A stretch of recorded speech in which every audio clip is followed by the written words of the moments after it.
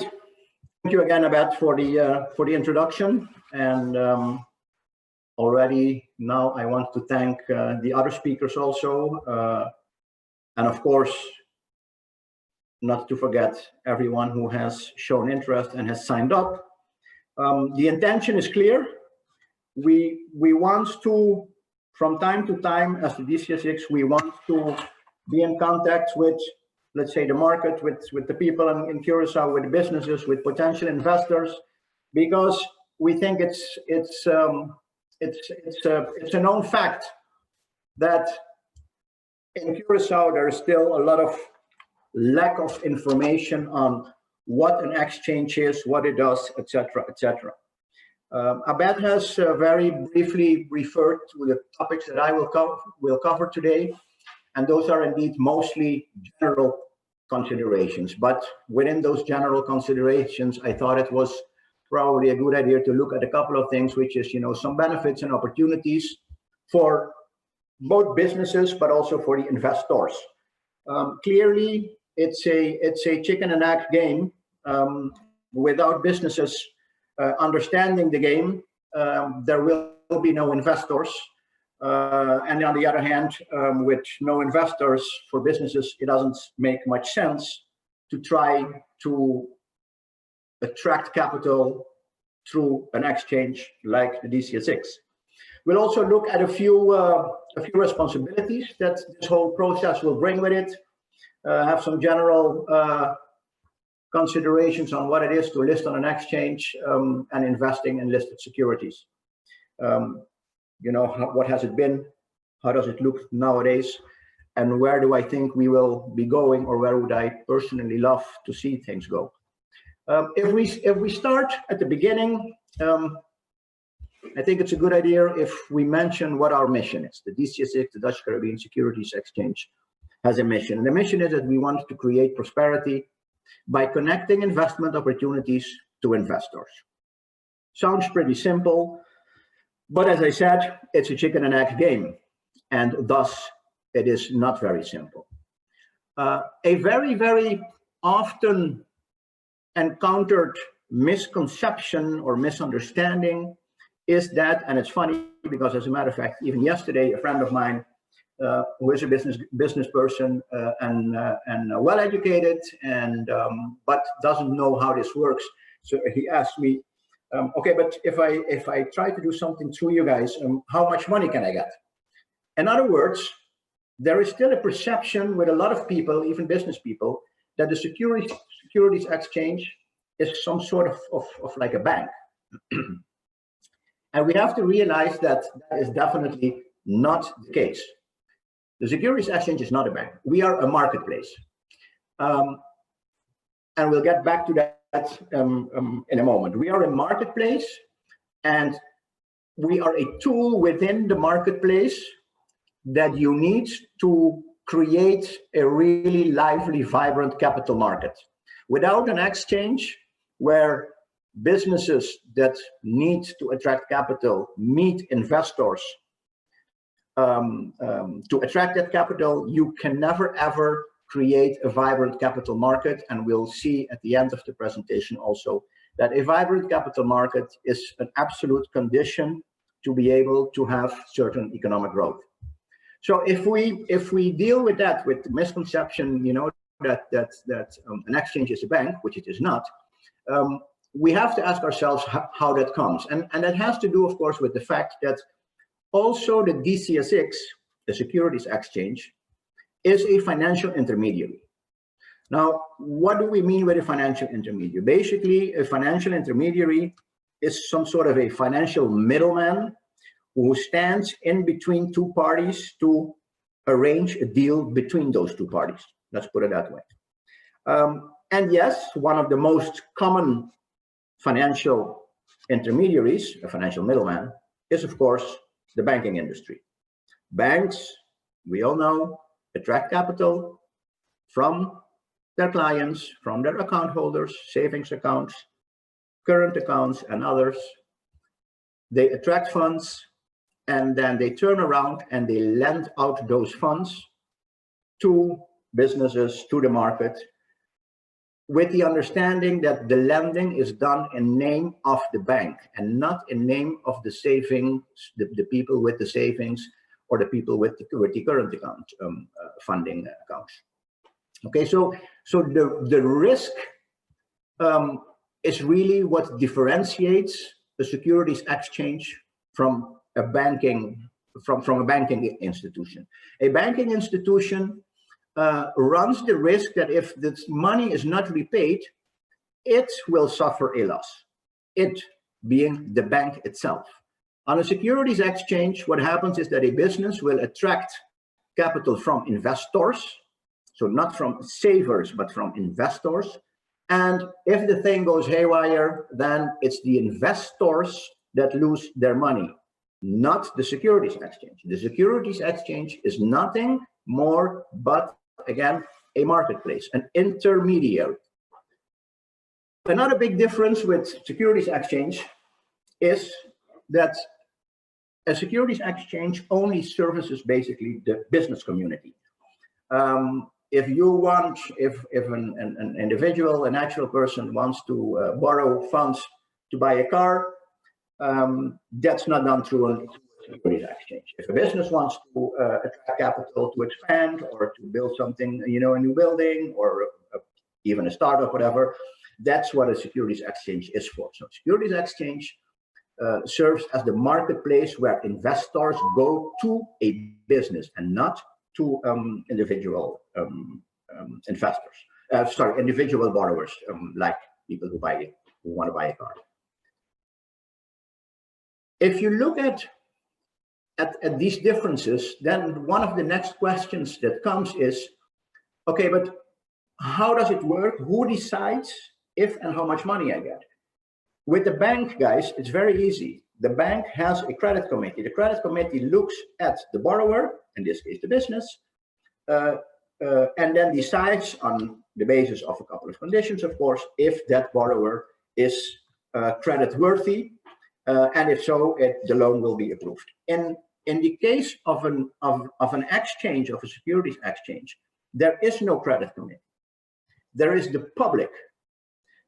And we'll get later on in more details on how that works. As a matter of fact, Diana will show you guys how the actual listing process goes and what you have to watch for. But so it's important that we realize ourselves that in the case of a securities exchange, it's the public in the end who decides whether they, on an individual basis, are interested in providing capital to the specific business.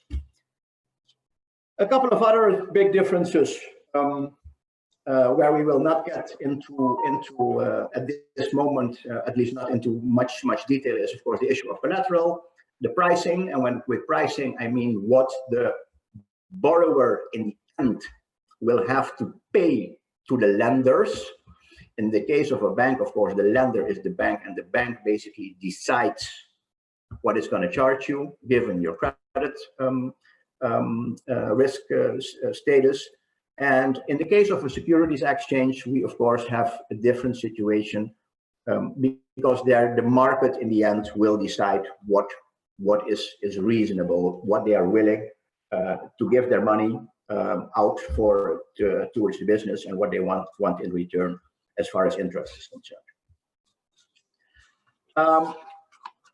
So we're talking about a very big difference between banks and the securities exchange, the securities market. When we talk about the securities exchange and investors who are investing into businesses, we're consequently really talking about investments and not about saving. And I couldn't help but want to quote a very famous, and everybody who has studied economics knows this gentleman, because his books are still, his book, as a matter of fact, which is called Economics, is still the worldwide the primary book for any economy student when they first enroll into their colleges, Mr. Paul Samuelson. And he says, which I think really typifies it very well, and that is, investing should be more like watching paint dry or watching grass grow. If you want excitement, take $800 and go to Las Vegas. So having stated that, and just with a funny quote, let's look at some benefits and opportunities for both businesses and investors. And you can see them on the screen, of course, a couple of bullet points. If a business wants to attract capital, one of the things it has to do is it has to be smart about how it wants to do that. In other words, it has to decide very clearly for itself how much it needs, what it needs it for, and how it thinks that it's going to repay the funds that it is getting.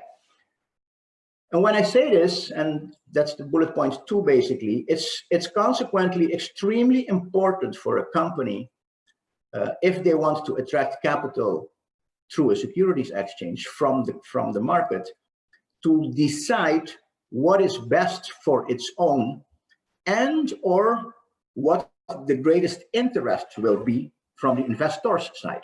And there, the basic decision is to make a difference between an equity financing or a bond financing. In other words, if the company decides that it prefers to borrow money, pay interest on it for whatever 3 to 5 years, it should go through a bond issue. While if it says, well, you know what, no, I want to look for investors who are really on my side when it comes to bearing the final risk of the business, then of course you can go through the issuance of shares of equity. And unfortunately, I think a lot of businesses never ask themselves that question, and it's a pity. And it has to do, I think, for a big portion with the fact that in our community, and not only in our community, but even in the whole Latin American area, we are very bank-centered. In other words, the moment a business wants to take a step and needs funds, it immediately runs to a bank, gets a loan, and starts moving. There is not this pause where the business asks itself, okay, what's the best for me? Should I indeed go and lend it, borrow the monies from a bank? Should I borrow it from the public? Or should I look for equity investors? Or maybe I should do both. And I mentioned it here as hybrid securities. Again, the time we have today is too short to get into details, but don't forget, please, as a business, that there is also a lot of possibilities to combine an equity issuance with a bond issuance, and you need to attract capital. If we look at this whole process, so again, a business needing capital, going to the market, getting it, investors investing in that business. Now imagine you're the investor and you've invested in this business, and it's nice, it's a bond for 3 years or for 5 years, or you've bought an equity position, whatever, for 10,000 guilders. And after a year, you're like, you know what, I actually need my money to do something else with it. What is the problem there? That normally, if you have lent out your money to somebody, let's say in a private placement, directly, you know, as a person to the business directly, then of course you have a, you have a problem that you cannot get your money back very soon. And that's of course the additional advantage of an exchange, and that is what we call liquidity. In other words, all the investors, if they want to get rid of their investment for whatever reason, either because they need the money or because they want to use the money to invest in something different, or because they think, hey, you know what, this thing, I can now sell it at a nice profit on the market. All you do is you issue an order to sell your position, and with a bit of luck, there will be a buyer and you make some profit. My last point here on this slide before we continue is, I can't get I can't get wrap around yet the exact figure, but we would, and we will publish this. In Curacao, there is a fairly high savings pool. And what we're going to try to find out is exactly how big it is, because that will give you a chance to, let's say, calculate more or less if from that savings pool we can get whatever 10 to 50% to actively jump into our local business community by financing either through equity or bonds. You could get a very nice economic growth, you know, a leveraged situation. On the next slide, a few quick remarks. Don't be a thief of your own wallet. And when I say this, I mean both the business and the investor. You have, as a business, you have to realize that, especially in nowadays world, you will constantly have to upgrade yourself. You have to grow and upgrade, both on your corporate issues, but also on your financial governance. And while, of course, when you finance through a bank, you also have to do certain reporting and file your results and what have you. When you have borrowed funds from the public, the DCSX, the Securities Exchange, will demand from you that on a certain regular time frame, you inform all your investors how you are doing as a business. That's a duty that you have. There's very funny discussions going on at this moment. A lot of you guys know about the ESG investments, you know, the environmental, social, and governance investments. And in the United States, they've just changed the legislation again, in the sense that businesses, while they have to recognize that you have to be also environmentally friendly, etc., the environmentally friendliness or the socialness or the governance issue should not be the most important thing. The most important thing is you have to make profits for your shareholders. Very funny that this has happened right now or very recently under the still sitting president in the US, but we'll see how that works. But in general, you know, as a company, you have to make sure that your governance on several levels is good. When I say don't be a thief of your own wallet, I also mean that for Curacao as a whole. And when I say that, what do I mean with that? And I put here a bullet pointed example of Jamaica. Jamaica has decided that in order to get the capital market moving, they started to think about certain fiscal incentives.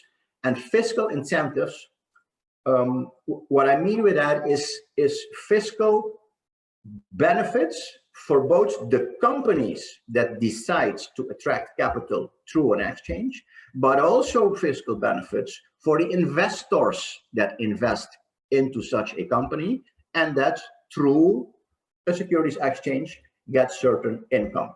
Again, too long to get into real details during this presentation, but there are things that we have to think about. A funny thing is, and I want to mention this here, you see the largest business of all is Curacao. Yes, indeed, that's our largest business. I'm of the opinion, and I must say that I'm extremely happy to hear that our Minister of Economic Development subscribes to this, and as a matter of fact, he called it himself the Nos Pueblo bonds. What I mean with that is Curacao-owned companies. In other words, the Aqualectras and the Puros and the whatevers of this world. I'm of the opinion that whenever they need financing, they should offer a portion of their financing needs to us, to you and me. For obvious reasons, it allows us to invest in our own companies. It creates a good feeling. It allows us to get a little bit more interest than we would normally, a little bit more, let's say, financial gain than we get only on our savings accounts. And I think the sense of belonging to a certain company that is owned by all of us is a good thing. Clearly, the fact that Mayo blesses this is a very positive sign. It does not mean that it will happen tomorrow, because of course there are always legal issues that have to be looked at. But together with the government and the central bank, we will definitely pursue this further and see what can be done here. Very quickly, because I see the time is flying. A good capital market will definitely increase the possibilities for economic growth. And I'll go to the next one immediately.